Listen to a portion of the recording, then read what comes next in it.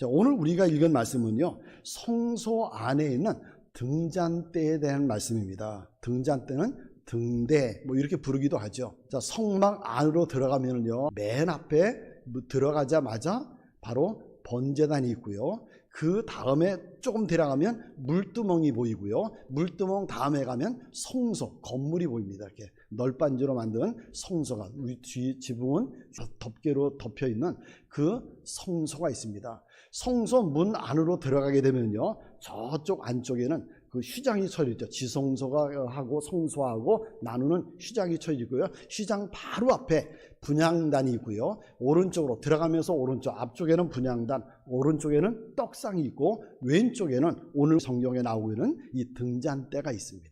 그 등잔대는 어떻게 만드는가? 4절 말씀해 보니까요, 이 등잔대의 제작법은 이러하니 곧 금을 쳐서 만든 것인데 밑판에서 그 꼭까지 쳐서 만든 것이다, 이렇게 말씀하셨습니다. 쳐서 만들었다라고 하는 말은요, 따로 만들어서 붙였다는 것이 아니죠. 여기 받침대가 있고요, 둥그런 받침대가 있고 그 줄기가 있고 그 다음에 가지가 이렇게 6개가 나가죠. 가지가 있고 이 위에 등잔이 있고요. 그 다음에 이 가지마다 3개씩 그 꽃 모양의 장식이 있습니다. 근데 이 모든 것들을요, 따로 만들어가지고 붙인 것이 아니라 이걸 어떻게 해요? 한꺼번에 큰 금덩어리를 가지고 밑반부터 시작해서 두들겨서 쳐서 두들겨가지고 망치로 두들겨서 만들었다는 것입니다. 자, 그럼 등잔대를 성소에 왜 만들려고 하셨는가? 우선 어두우니까 그렇죠. 이 성소는요, 옆에 뒤편 쪽에는 널판지로 되어 있습니다. 그 지성소 뒤편이라든지 옆에는 널판지로 되어 있고요, 앞에는 휘장으로 가려 있고요, 위에는 덮개로요, 옆에 되는 덮개로 이렇게 가려 있습니다. 그러니까 창문도 없죠. 널판지로, 그 다음에 덮개로 가려 있기 때문에 그 안은 캄캄합니다. 등잔대를 만들어서 거기에 불을 피라 그랬습니다. 그래서 앞이 환하게 비추도록 하라 그랬습니다. 2절 말씀해 보니까요, 아론에게 말하여 이르되 등불을 켤 때에는 7 등잔을 등잔대 앞으로 비추게 할지니라 그랬습니다. 그런데 이 성막, 그 다음에 성소, 그 안에 있는 모든 기물들은 다 예수님을 상징하는 것입니다. 하다못해 널빤지도, 거기 끈등도 다 예수님을 상징합니다. 그럼 여기 등잔대는요, 빛이죠, 빛. 이건 예수님을 상징하는 거죠. 예수님 말씀하셨습니다. 나는 세상의 빛이다 라고 말씀해 주셨습니다. 그래, 예수님은 어두운 세상에 빛으로 오셨고, 이 세상에 계실 때 예수님은 어떤 삶을 살아가셨어요? 빛의 삶을 살아가셨습니다. 빛된 삶을 살아가셨어요. 그리고 예수님께서 우리를 향하여 말씀해 주셨습니다. 예수님은 나는 세상의 빛이다 라고 말씀하셨다가 이제는 우리를 향하여 너희는 세상의 빛이다 라고 말씀해 주셨습니다. 그래, 예수님을 믿는 성도들, 우리가 바로 어두운 세상의 빛이라는 것입니다. 그러므로 우리는요, 이 세상에서 빛을 발하는 삶을 살아가야 됩니다. 교회에서뿐만 아니라 가정에서도 빛된 삶을 살아가야 되고요, 가까운 사람에게뿐만 아니라 먼 사람에게도, 친구에게뿐만 아니라 원수 앞에서도 우리는 빛된 삶을 살아가야 돼요. 말로만 아니라 삶을 통해서 빛된 생활을 해 나가야 됩니다. 여러분, 내가 빛이다는 사실 꼭 잊지 마시기 바랍니다. 나는 세상의 빛이다. 예수님께서 세상의 빛으로 오셔서 빛을 비추신 것처럼 내가 세상의 빛으로서 살아가야 된다. 나는 세상의 빛이다. 잊지 마시기 바랍니다. 그러면 한번 점검해 보시기 바랍니다. 나는 빛된 삶을 살아가고 있는가? 나는 이 어두운 세상 속에서 빛된 삶을 살아가고 있는가? 어두운 세상에 빛을 비치는 삶을 내가 살아가고 있는가? 우리는 세상에 비치면서도요, 내가 빛이라고 하는 사실을 별로 생각 안 하면서 우리는 삶을 살아갑니다. 내가 빛이다, 빛이라는 생각을 별로 안 하면서 그냥 살아가요. 어떤 경우에는 어둠과 같은 모습을 가지고 그냥 살아갑니다. 어둠과 같이 어울려서 삶을 살아가고 있습니다. 세상 사람들과 똑같이 생각하고 세상 사람들과 똑같이 말하고 세상 사람들과 똑같은 행동을 하면서 우리는 삶을 살아갑니다. 그래서는 안 되잖아요. 왜? 나는 세상의 빛이기 때문에. 우리 그러면 안 되잖아요. 우리는 세상의 빛입니다. 어두운 세상, 죄악으로 가득한 세상에서 어둠을 몰아내는 빛이에요. 어둠을 몰아내는 빛입니다. 그래서 에베소서 5장 8절 말씀해 보니까요, 너희가 전에는 어둠이더니 그랬어요. 너희가 전에는 어두움이더니 이제는 주 안에서 빛이라. 빛의 자녀들처럼 행하라. 이렇게 말씀해 주셨습니다. 전에 우리도 그래요. 예수님 믿기 전에는 우리도 뭐였어요? 어둠이었습니다. 그러나 이제는 예수님 믿고 빛이 되었습니다. 어두운 세상에서 어둠을 몰아내는 빛이 되었습니다. 빛의 자녀답게 살아가야 되죠. 그럼 어떻게 살아가야 되죠? 어떻게 해야 되죠? 우리의 어두운 모습을 버려야 됩니다. 이제는 어둠이었던 우리가 빛이 되었으니까 어둠의 모습을 그대로 가지고 살면 안 되죠. 어둠은 버려야 돼요. 그 어둠은 어떤 것인가? 갈라디아서 5장 19절부터 21절 말씀해 보니까 이런 말씀이 있어요. 육체의 일은 현저하니 곧 음행과 더러운 것과 허색과 우상 숭배와 술수와 원수 맺는 것과 분쟁과 시기와 분냄과 당짓는 것과 불리함과 이단과 투기와 술 취함과 방탕함과 또 그와 같은 것들이다 그랬습니다. 이런 어둠의 모습을 이제는 우리는 버려야 돼요. 이 어둠의 모습으로 살지 말아야 됩니다. 이제는 빛된 삶을 살아가야 됩니다. 그러면 빛된 삶은 어떻게 살아가는 것인가? 마태복음 5장 16절에서 예수님 이런 말씀하셨습니다.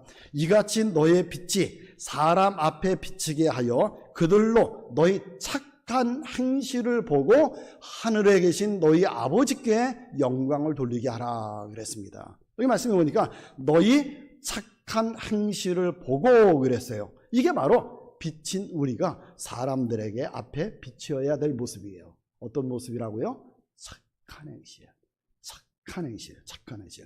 그럼 착한 행실은 어떻게 살아가는 것인가? 에베소 5장 8절 말씀해 보니까 너희가 전에는 어둠이더니 이제는 주 안에서 빛이라. 빛의 자녀들처럼 행하라 라고 말씀하시고 5장 9절 말씀해 보니까요. 빛의 열매는 착함과 의로움과 진실함에 있느니라 이렇게 말씀해 주셨습니다. 그러니까 어떻게 살아가야 된다고요? 빛의 자녀로서 우리는 어떻게 살아가야 된다고요? 착한 행실로 살아가야 되는데 그렇게 살아가는 것은 어떻게 살아가는 거라고요? 착하게, 의롭게, 진실하게 살아가는 거예요.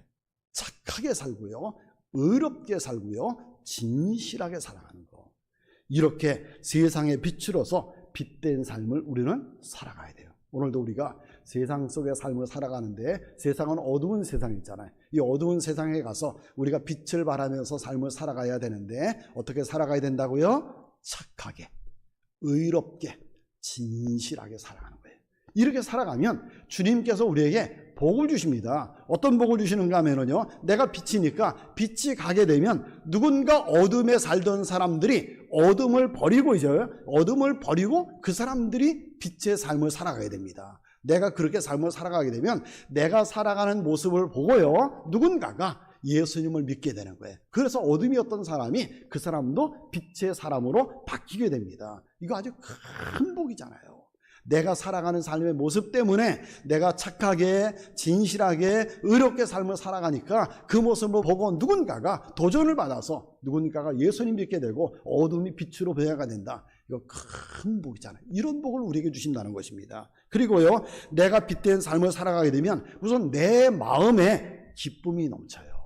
내가 빛된 삶을 살아가게 되면 내 마음에 기쁨이 넘칩니다. 근데 그렇지 않고 어둠의 삶을 계속해서 살아가게 되면요, 아까 말씀드린 것처럼 갈라디아서 말씀하고 있는 것처럼 어둠의 삶을 살아가면요, 내가 마음이 기쁘지 않죠. 왠지 괴롭고 왠지 불편하고 왠지 찜찜하게 됩니다. 그런데 내가 빛의 삶을 살아가게 되면, 빛된 삶을 살아가게 되면 마음이 기뻐요.